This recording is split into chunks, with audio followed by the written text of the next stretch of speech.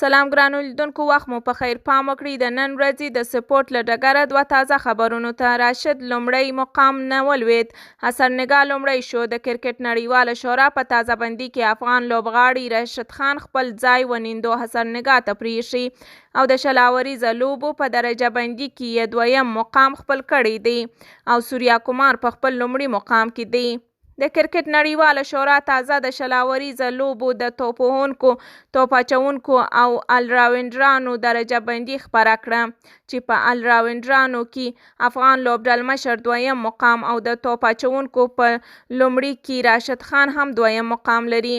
د 20 اوریزه لوبو د توپ وهونکو تازه درجه بندي کې سوریا کومار یادو لومړی مقام، محمد رضوان دویم، جوین کانوي دریم، بابر اعظم څلورم، ایډن پنځم، ډیویډ شپږم، کلین اووم، ریلی روسوا اتم، آرون نهم او پاتوم نیسینکا لسم مقام لري.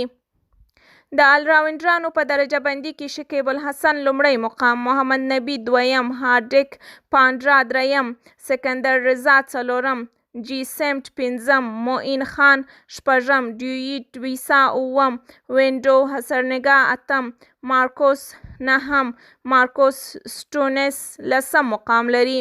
د توپ اچوونکي په درجه بندي کې وینډو حسرنګا لومړی، راشد خان دویم، جوش هیزلوډ دریم، تبریز شمس څلورم، ایډي زمپا پنځم، محب الرحمن شپږم، سام کرن اووم، عادل رشید اتم، انریک نورتجي نهم او مهیش ټیکاسنا لسم مقام لري. پاکستان سوپر لیګ سی ایل لاهور قلندر لوبډله راشد خان د ځان سره وساته د 1,70,000 امریکایي ډالرو په ارزښت. پېښور زلمی بیا حضرت ځاځی د راتلونکي کال لپاره د ځان سره ونه ساته او هغه یې بوولي ته وړاندې کړ. د ځاځي د تیر کال قیمت 1,50,000 امریکایي ډالر و. یاد لیک د راتلونکي کال فبروري میاشت کې ترسره کیدونکی دی. یادونه: ځاځی چې په نړیواله جام کې ونه ځلیده نو ځکه یې زیان هم وکړ.